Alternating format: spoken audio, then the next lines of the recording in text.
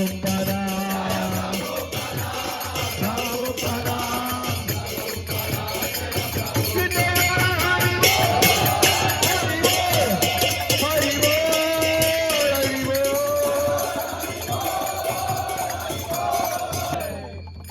Krishna. All over the world, in the modern times, we are facing different type of crisis. Already everybody knows there are wars going on between Russia and Ukraine and Hamas and Israel. But adding to that, now they say that between the year 2025 to 2029, this is not a good phase for this world because of the planetary arrangements. Not just one or two, several dozens of most famous astrologers across the globe have said that because of the planetary arrangements, people's minds are being influenced and different groups of people are quarreling with different other groups all across the globe. Wars are a very big thing between the countries, but even at a smaller level, between people, between families, between states, there are quarrels. And also the policies made by different governments, different parts of the world is causing disturbance everywhere. You can see that. So, in the current moment, adding to all these things with AI influence, artificial intelligence, 9 million people are laid off from jobs. It's not coming properly. Hare Krishna. More than 9 million IT jobs have been, people have been laid off. Although there are new AI related jobs coming up, but there is a great fear amongst the students nowadays in the colleges.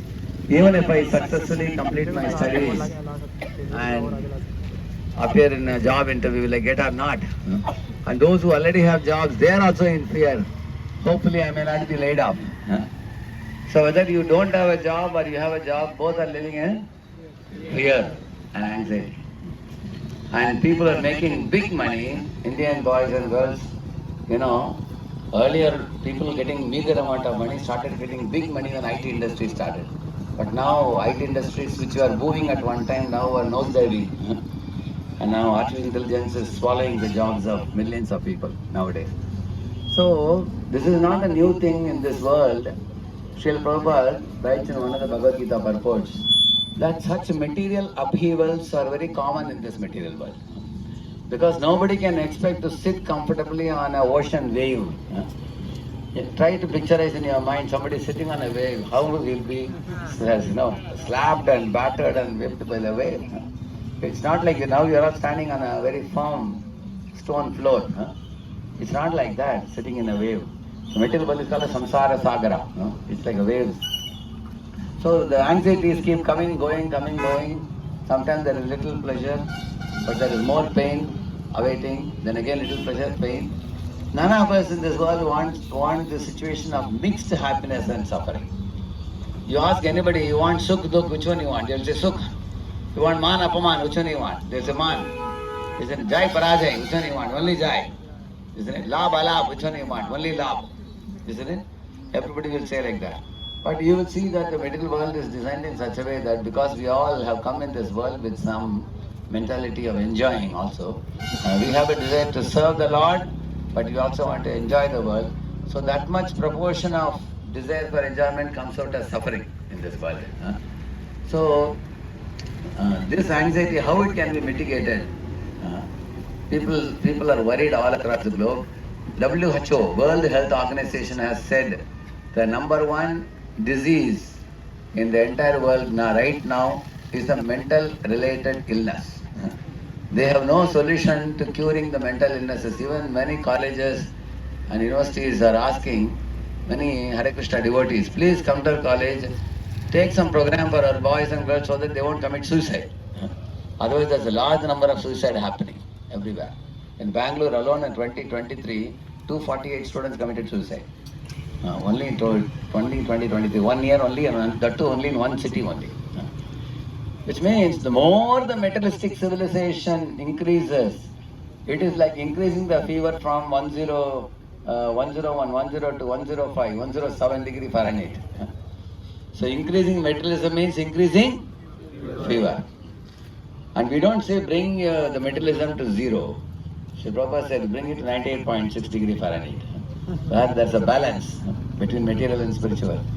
So Lord Sri Chaitanya Mahaprabhu, 500 years ago, who appeared in Nadia in Bengal, according to Shastras, he is not different from Krishna. Lord Krishna himself appears as Chaitanya to propagate this singing of the holy name which we were all chanting now here, chanting of the Hare Krishna mantra. So Lord Chaitanya would go out in the streets in the early morning with a group of devotees and he would sing and dance like this. Many householders, grihasthas, they would peep outside the window or outside the door and watch with great amazement and wonderment. Why are these people jumping and dancing? What are they singing? What is the meaning of this? Then Mahaprabhu would speak to them. He would tell them, you see, this chanting of the holy name wakes up the sleeping soul. It brings the soul back to his original nature. He said, all of us in this world have forgotten the fact that I am not this body, I am spirit soul. Just like a parrot trapped in a cage, we are trapped in this bodily cage. We have to get out of this bodily cage and fly in the free sky and attain the spiritual world. So Lord Chaitanya said that the mind is the trouble giver, but the mind can be purified very easily by the chanting of the holy name. Because, so he sang the Shikshashtakam. The very beginning is it, Cheto Darpanamarjanam Bhavamahadavagni Nirvatpanam. He said, Cheto Darpanamarjanam. Just like a mirror covered with dust can be cleansed easily by a wet cloth. In the same manner, the mind can be easily cleansed by the chanting of the holy name.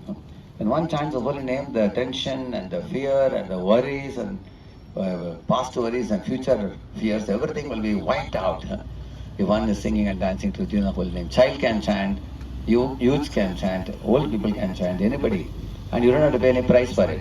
And you can chant any time of the day. So in this way, he very liberally distributed this chanting of the holy name. How this mechanism happens? Because calling these names of Krishna, Rama and Hare is actually an address to the Supreme Lord, who is the creator of this millions of universes.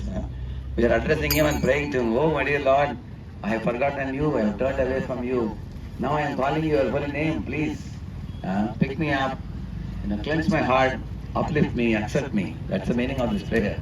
So when you take the divine help from the top, then we can be saved from all kinds of precarious position and predicaments.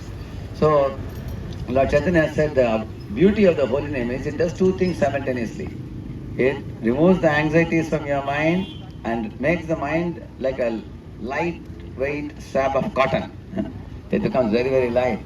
Earlier it was like a stone. Now it becomes like a light cotton.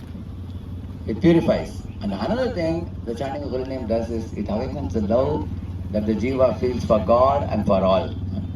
So any jiva who chants the holy name very soon finds that one feels a great attraction to God and love for all the jivas. He considers the whole world to be world filled with his brothers and sisters, so he cannot have any enemies in this world. When you have enemy, you have fear. When you have no enemies, then where is the fear? In home, you have mother, father, brother, sister, everybody is working cooperatively, you are very happy. Similarly, this world turns into spiritual world for a devotee. A devotee lives very happily, understanding that everything in this world belongs to God and everything should be used in God's service, and all the jivas are my brothers and sisters and they should be dealt with in a very compassionate way. A devotee does not exploit the world. So in this way you get the correct blueprint in your head to lead a very peaceful and pure life in this world. So the beginning step is chanting of the holy name. Atasre Krishna Namadi Nabhavet Grahyam Indriyaihi Sevon Mukhehi Jihvado Swayameva Swaratyadaha. This verse says one should begin with mantra. So with the mouth it does two activities. You eat meals with the mouth and you chant mantra with the mouth. Two things. So if you chant the Maha Mantra, then you will become purified. And when you eat the meals, which is prasad, which is offered to the Lord, isn't it? If you eat that prasad, then again you become purified also. So in this way, eating prasad and chanting, two activities you do with the tongue. So if everybody does these two simple things, whatever you eat, thank Krishna and then eat. Whatever you speak, let it be the holy name or the holy glorification of the Lord. These two things, and for you to do these two things effectively, you need a third M. Who is that? Mentor. The mentor is a spiritual mentor, is one who will guide you in spiritual life. So, mentor is to give you the GPS in your head, so that you can go back home, back to God. Because as soon as you sit in a car, immediately you put the GPS first, correct, no? Because they will ask you, where do you want to go, correct, no? You can't say, no, I am sitting now, you just start the car, let me think over. You can't say. No? Immediately they will have to put the destination. So, mentor gives you the GPS with the destination for you, like a compass. So, you have guidance, you have the mantra to chant, how to chant, everything you will get guidance from the mentor. We have many mentors guiding youths, congregation, children, all types of people. So many of you living in this locality, very close to the temple, just at a stone's throw from here, we have our temple, new temple coming up. All of you are most welcome. We are very happy that there are huge stacks of houses. Let all the people come and take advantage from the temple. And I also heard that there is one, what is it? Sukh Society. What is that society? Sukha? Sukha Brishti is full of youths, I heard. So you can see all these youths have come from different parts of the country and wearing dhoti kurta and wearing tilak and chanting and dancing. These are all people who have practiced for some time. So we invite all of you to come and take part in these activities. You will get a very clear-cut path to follow, and a path which very quickly brings a person to sanity, to leading a pure life and happy life and peaceful life, which is what everybody is looking for. The beginning of my talk today I was telling there are wars going on, there is anxiety, and 25 to 29 is not good, they are saying. It's not going to change much. Problems are going to decrease or increase? Increase. So when problems outside cannot be changed, they are increasing. You have to change your internal response. Inner response, if you want to change, you have to equip yourself with weapons. So the topmost weapon in Kali Yuga is chanting of the Hare Krishna, Krishna Krishna, Hare Hare, Hare Rama, Rama Rama, Hare Hare. Hare Krishna, Krishna Krishna, Hare Hare, Hare Rama, Rama Rama, Hare Hare. Hare Krishna, Krishna Krishna, Hare Hare, Hare capture this mantra. If you are not able to remember it, please come to temple, learn from the devotees. Pick it up and do this for a week. If you don't benefit, you can give it up. Try for a week, at least chanting 108 times every day. Wherever I travel, recently I was in America, in all the universities I told them only 3-point formula. ABC. Association, once a week, just for 1 hour. Come to the temple for 1 hour in a week, take advantage of the classes for 1 hour. And B is Bhagavad Gita, 1 page a day, 5 minutes, that's all. And C for chanting, 1 round a day, 108 times. So when I asked this, all the students raised their hand. It's very easy. 1 hour in a week, 1 page a day, and 1 round of Mahamantra. These 3 things, anybody begins, that is the beginning of their auspiciousness in their life. Hare Krishna Mahamantra ki! Hare Krishna, Krishna Krishna.